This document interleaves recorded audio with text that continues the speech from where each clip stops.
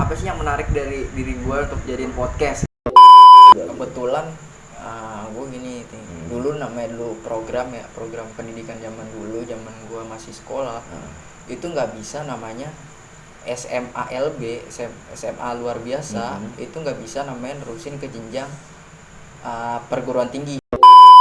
Kuning yang ada di stasiun gitu kan, jalur kuning yang ada di jalan-jalan protokol Jakarta gitu, itu kan masih banyak yang ibarat kata di tengah-tengah ada pohon, di tengah-tengah ada lubang. Itu kan malah mencelakakan orang, bukan ngebantu orang. Itu kan fungsinya buat ngebantu orang.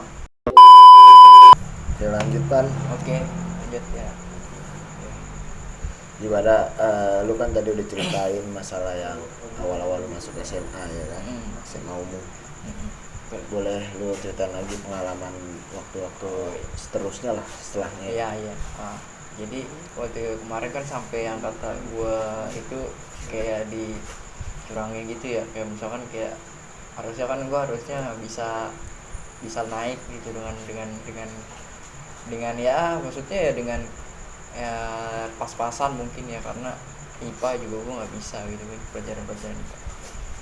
Jadi ya menurut gue sih di situ kayak aneh aja, kayak misalkan teman-teman gue pada bisa naik yang senior gue, tapi gue nggak bisa gitu, gagal karena itu. Cuman setelah itu gue selidiki itu ya sebenarnya ada hikmahnya gitu, banyak hikmahnya juga. Gue awalnya jadi orang yang super pendiam, sejujurnya super pendiam. Super pendiam itu dalam artian gue nggak gaul gitu. Tapi setelah keberadaan gue karena nggak naik kelas itu, tragedi itulah gitu, gue jadi bisa bergaul, bisa membaur dengan teman-teman gue yang lain. Gue bisa nongkrong bareng-bareng seperti yang lain gitu. Ya semuanya sih kejadian pasti ada hikmahnya ya, semua kejadian. Nggak mungkin Allah ngasih kejadian, ngasih cobaan nggak ada hikmahnya gitu aja. Itu yang bisa gue simpulin. Ya bagusnya lu kan banyak dari orang-orang lain tuh ketika nggak naik kelas itu merasa minder, bahkan sampai pindah sekolah. Lu tetap di SMA itu kan. Nah, bagusnya dari sisi lu ya, lu berbeda dengan yang lain kayak gitu kan, Bang. Iya. Kalau ini kejadian pas lagi SMA kelas 1. Nah, setelah itu di kelas 2, kelas 3-nya mungkin ada tragedi lagi ataupun jadi gini di belakang layar itu ternyata gue baru ketahui dari sahabatku sendiri ya. Sesama inian tunanetra gue, tapi abang kelas gue. Dia tuh waktu itu berangkat sama guru gue ke suatu lomba lah, nggak bisa gue sebutin, gue lupa juga lombanya apa itu. Dia itu kebetulan yang megang ini pendidikan inklusi gitu, yang ngurus di sekolah itu. Dan ternyata dia pas berangkat bilang itu, dia ngeremehin gue gitu kayak, ternyata si Irfan masih sanggup ya gini, padahal udah nggak dinaikin kelas gini. Ternyata kan berarti kan ada sebelumnya memang udah ada omongan gitu pasti dong ya kan, karena dia udah bilang kayak gitu mungkin ya gue baru tahu aja fakta itu gitu semenjak temen gue itu bilang. Itu pun bilangnya itu gue udah lulus juga, alhamdulillah udah lulus SMA juga bilangnya. Nah mungkin kan masyarakat juga pada mau tahu nih Pan, gimana sih kalau lu ujian kan, lu tadi udah bilang kalau lu pakai braille. Nah itu kalau itu tuh gurunya itu mumpuni buat baca braille, ataupun kalau di ulangan itu kayak gimana kan buat nilainya Bang? Sungguhnya nggak bisa kalau braille itu udah nggak worth it lah ibaratnya buat di SMA umum, SMP umum atau segalanya yang negeri lah ya, SMA negeri, sekolah menengah atas ya, nggak ada luar biasanya gitu.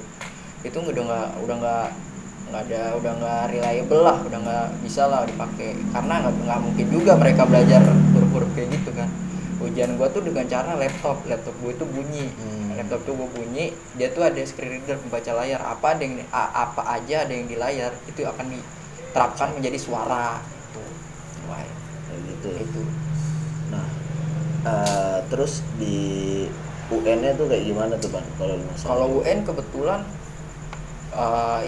kalau UN itu gue ada soal braille, tapi itu gue baca sendiri bentuknya braille, tapi yang membulatkan itu pengawas gue itu satu dari luar sekolah, satu dari sekolah gue sendiri kan. Kalau di pengawas UN yang kelas biasa ini kan maksudnya yang kelas biasa yang kayak lulus semua ini, pengawasnya 2 dari sekolah yang berbeda dong. Kalau gue tuh khususnya 1 itu dari sekolah gue sendiri, dan gue itu ruangannya dipisah. Ruangan gue tuh sendiri, bener-bener sendiri gitu, sendiri, dan gue diapit oleh 2 pengawas. Kebetulan gue gini dulu namanya program pendidikan zaman gue masih sekolah. Itu nggak bisa namanya SMA luar biasa. Itu nggak bisa namanya nerusin ke jenjang perguruan tinggi pun nggak ada kan namanya perguruan tinggi negeri, perguruan tinggi luar biasa nggak ada namanya, masih sekolah luar biasa gitu kan, SMA luar biasa lah gitu, nggak ada namanya perguruan tinggi luar biasa sampai sekarang gitu. Cuman ya gue memotivasi diri gue jangka panjang gitu, gue ingin kuliah gitu, intinya gue ingin kuliah. Dari SD tuh gue pengen gue kuliah, gue harus bisa kuliah gimana caranya, dan alhamdulillah sampai sekarang sih alhamdulillah gue bisa kuliah gitu aja udah. Ya, terus itu ada dorongan dari orang tua juga apa gimana tuh? Oh, kalau buat kuliah itu nggak ada sih sini sebenarnya. Gue itu permintaan gue, kak. Ya gue sih sadar ya kemampuan orang tua gue kayak gimana. Ya alhamdulillah lah gitu, orang tua gue mampu. Tinggal gue gimana cara buktinya aja gitu maksud gue gitu.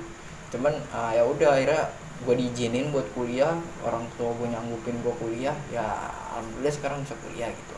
Nah, kan kalau buat di kawasan Jakarta Timur sendiri nih, rumah lu kan Jakarta Timur ya, Agoy. Yeah. Nah itu kan buat akses dari keterbatasan, mohon maaf nih, kan belum banyak yang nerima juga tuh. Nah di situ kan pasti lu ada akses. Nah itu akses dari lu SD, SMP, SMA gitu, mungkin kan ada yang perbedaan tuh. Apa lu gimana? Mungkin lu dianterin orang tua lu atau gimana tuh? Coba gua, lu jelasin. SD itu gue kebetulan sama adik gue jaraknya 10 tahun. Oh, adik gue 10 tahun ya kan. 10 tahun itu gue dari kelas 1 dari TK lah, TKLB, TK luar biasa sampai SD kelas 4 itu nyokap selalu nungguin di sekolah gitu. Sampai gue masuk sampai gue pulang selalu nungguin gue. Nah, kebetulan pas kelas 4 ini nyokap gue hamil, alhamdulillah kan. Adik gue lahir, ya otomatis nyokap udah nggak bisa dong namanya nganterin gue atau nungguin gue di sekolah, nggak bisa udah. Ya otomatis gue cuma dianterin bokap, di drop, ditinggal, gue makan sendiri, gue kemana-mana di situ sendiri. Ntar pada saatnya pulang bokap gue udah jemput gitu. Nah itu pas lagi SD. Terus ya. SMP itu gue masih sama. SMP itu gue masih sama, kayak di drop bokap gitu, sama gue bergaul sama gitu pokoknya. Pas SMA ini kebetulan udah ada ojek online. Itu terima kasih lo sama ojek online. Iya, terima kasih gue mau ojek online gitu kan. Gue bisa dipakai. Gue pakai pulang, gue berangkat nggak bisa pakai ojek online karena gue ngeri telat, karena sekolah gue sampai dari rumah ke sekolah itu jauh, dari Jakarta Timur Kalisari sampai ke daerah Pondok Labu gitu kan. Daerah Pondok Labu nggak mungkin dong kekejar kalau entah di jalan kita ada macet atau segala macam ya kan. Kita misalkan ojek online di situ 5:30 gue masuk, jam 5:30 itu gue di jalan, tapi gue dapetnya jam 6 kurang 10 gitu, otomatis gue telat dong sampai sono ya kan. Ya, kan ojek online nggak menentu jalan. Iya, belum lagi gitu ya kan, ojek online belum tentu tahu langsung jalan langsung nyampe ke sono jalan cepetnya, bisa jadi dimuter-muterin ya kan, nggak tahu juga soalnya gitu. Nah di situ kan istilahnya ada, maksudnya bukan dibilang organisasi juga ya, karena sesama punya keterbatasan khusus kan di situ kan. Dari kakak kelas lu juga pasti ada jenjangnya, kayak ada kakak kelas lu dulu, ada lu, ada kelas lu. Ngapain? Rokok bentar. Rokok. Iya. Oke, rokok. Terus. Nah, ada jenjangnya. Nah, itu ada nggak sih, Man, namanya kayak lu tuh ngumpul gitu, maksudnya sesama, ada waktu-waktu tertentu gak? Iya. Korek. Oke. Ini apa ya? Pak dulu. Lanjut. Gimana? Bisa lu nyalain? Ya, lanjut nih. Ada nggak perkumpulan? Ada sih, kebetulan ada perkumpulan itu di Yayasan Mitra Netra Yayasan Mitra. Gue sebut nggak apa-apa lah, ini nggak ini aja ya, Yayasan Mitra Netra itu. Ya, banyak juga sebenarnya. Iya, banyak juga, ada namanya Persatuan Tunanetra Indonesia atau bla bla bla, banyak sebenarnya namanya. Cuman ya itu apa tuh? mereka tuh gue mungkin jarang kesana ya, gue jujur gue jarang kesana karena gue ada kuliah itu tuh. Karena gue ada kuliah gitu, karena gue juga kesana kalau ada kepentingan doang, tapi banyak yang kesana karena cuman buat ngumpul-ngumpul sama gitu. Tapi setelah gue pilah-pilah gitu, setelah gue ini sih saran aja buat teman-teman gue ya, maksudnya janganlah malu gitu buat bergaul sama teman-teman kayak gini gitu, jangan malu gitu, mereka juga welcome kok, mereka juga udah gede kok, mereka juga tahu kok gimana cara menghargai lu semua gitu, menurut gue gitu. Jadi mungkin mereka di sana hanya bergaul dengan sesama mereka setiap hari gitu ya, kayak gitu. Zaman sekarang itu insecure disebutnya kali ya. Korek mati. Ya.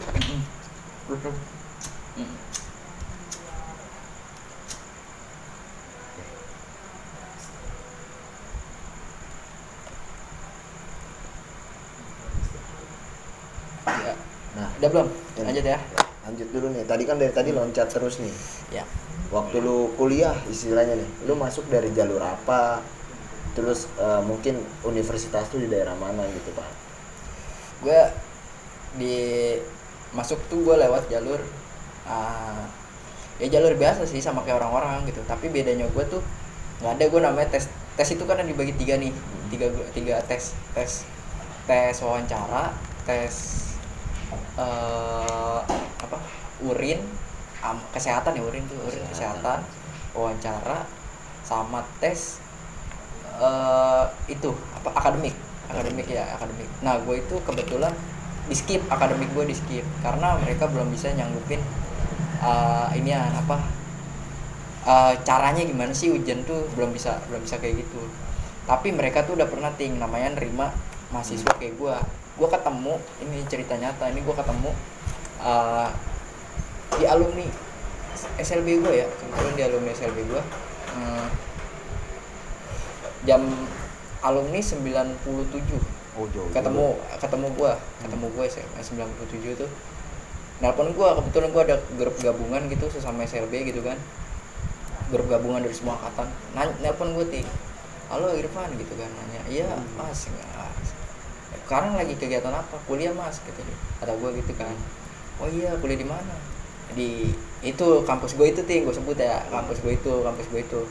Oh iya, saya juga lulusan situ dulu, saya angkatan 95 apa 97, gue lupa nih. Terus jurusannya beda tapi satu fakultas FISIP.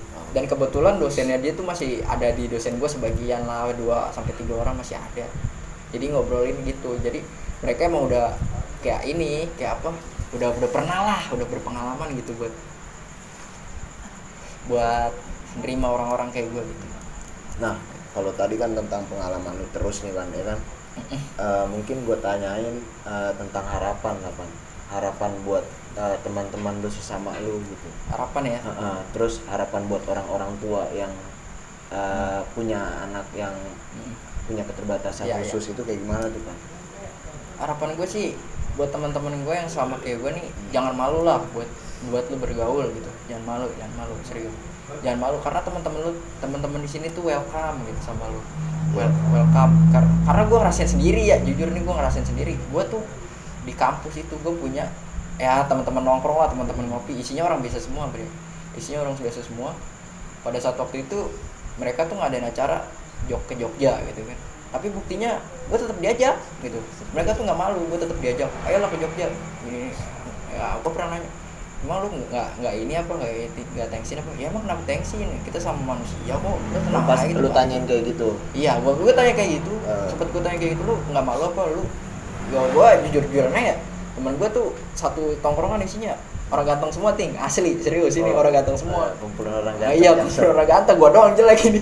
Iya serius, gue doang jelek.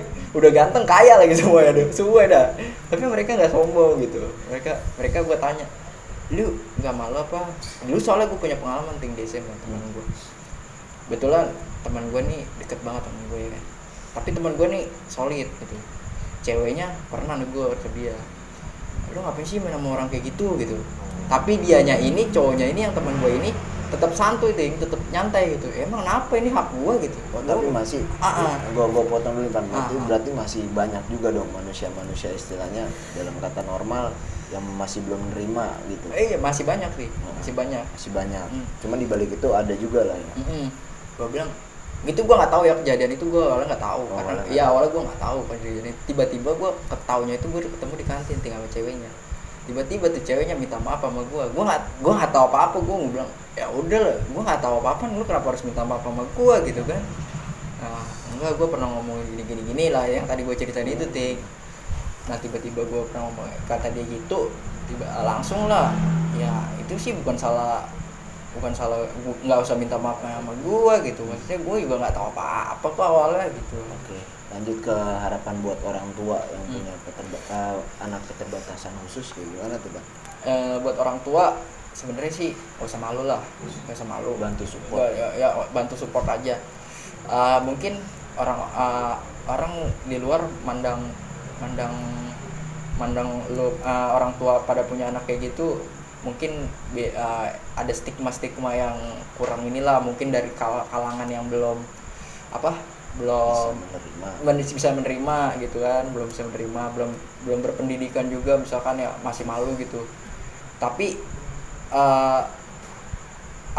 maksudnya gue itu bilangin itu ya udah, maksudnya apa punya anak kayak gitu, siapa tahu itu anak berpotensi ngebanggain orang tuanya sendiri gitu. Karena nggak ada halangan juga ya Pak, maksudnya buat lu cara berpendidikan lu gitu kan. Itu sekarang juga dibantu sama media terus elektronik lah, elektronik gitu kan istilahnya, HP, laptop udah bisa.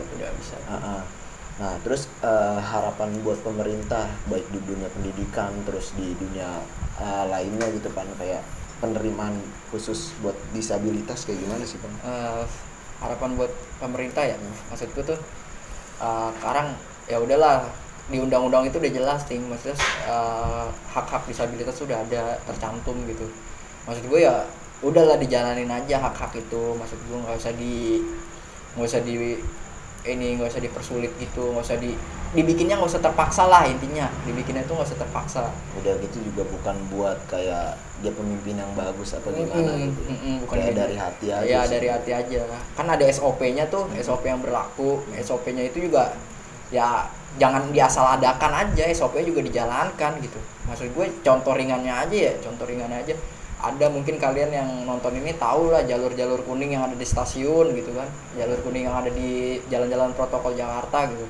Itu kan masih banyak yang ibarat kata di tengah-tengah ada pohon, di tengah-tengah ada lubang. Itu kan malah mencelakakan orang, bukan ngebantu orang. Itu kan fungsinya buat ngebantu orang. Gue mau nanya nih, sekarang giliran gue ya, gue mau nanya singkat aja. Apa sih yang menurut kalian tuh menarik? Ini kan ada banyak nih di sini, depan kamera juga ada. Boleh lah, nggak apa-apa, yang depan kamera juga ngomong, nggak apa-apa. Yang belakang kamera maksud gue, yang apa-apa ngomong. Apa sih yang menarik dari diri gue untuk jadiin podcast gitu? Udah gitu aja. Oke, gue jawab ya Pan ya. Satu sih kita tuh gimana ya, bukan bilang iseng-iseng juga gitu. Maksudnya tuh kita coba buat ngangkat lah, istilahnya gini kan, lu nggak bisa menyuarakan suara lu gitu. Kayak istilahnya dari lembaga, lu selama ini bersekolah nggak bisa kan lu buat bikin keluh kesah lu gitu. Gue sih sama anak-anak itu mikir kayak bikin podcast yang jarang apa sih gitu kan. Bikin podcast yang jarang, udah gitu kan kita udah berteman lama juga gitu kan, bisa bilang saudara juga kan. Kayak mau tahu sebenarnya tuh keluh kesah lu ataupun pengalaman lu Pan, karena dari kita itu pasti berbeda-beda gitu. Nah dari kita ya buat lu udah, lu buat kita. Nah kita tuh pengen sharing aja sebenarnya kayak gitu buat podcast ini gitu Pan. Gitu aja. Kalau ada tambahan nggak apa, kalau mau nambah juga nggak apa. Udah mungkin kita closing aja ya Pan. Tapi kira-kira gimana tuh? Apa ya?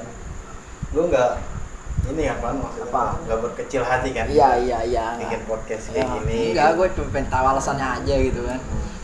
Ya jadi menurut gue kesimpulannya, gue dulu emang ini aja. Gue dulu emang pernah, gue nih orang yang menurut gue nih, gue punya kekurangan, tapi gue juga bisa dibilang bandel lah. Gue anaknya bandel juga. Dibanding anak-anak yang lain, kurang gue bandel, serius. Lu lihat sendiri tadi gue ngerokok atau segala macam, itu itu masuk bandel lah gitu kan. Iya, kalau Ya. ibarat orang lain itu Iya. menyimpang lah. Ya menyimpang bagaimana. lah. Ya udah. Tapi lu lebih bagusnya gini sih Pan, lu nggak memanfaatkan kekurangan lu ngerti gak? Iya, Kayak banyak dari orang-orang yang punya kekurangan itu, mohon maaf nih, miss ataupun apa Iya, gitu kan. Tapi di sini lu bisa buat lu bergaul Iya. gitu sama orang-orang yang istilah latar belakangnya beda lah, Iya. singgungan antara lu gitu, baik kan fisik gitu kan. Iya. Iya kayak gitu, Gitu sih. aja sih ya. Ya udah cukup ya Ting.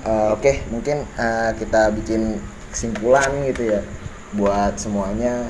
Jadi satu kesimpulannya, satu ya kita harus saling toleransi lah. Jadi kita tuh nggak bisa kayak ngelihat dunia kita itu dunia kita aja. Jadi banyak orang lain juga yang di samping kita, contohnya ini narasumber kita kan.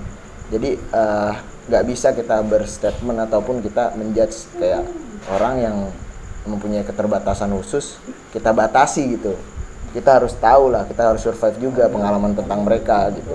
Terus buat buat yang punya keterbatasan khusus apa kaum disabilitas, jangan pernah takut ataupun minder dalam berteman gitu, atau apalagi tentang berpendidikan gitu, karena ya itu nanti jadi pengalaman lu buat kedepannya gitu, buat pendidikan. Jadi ya menurut gua sekarang rubah lah, kayak orang-orang yang punya disabilitas itu memanfaatkan keadaan dengan cara yang kayak gitu.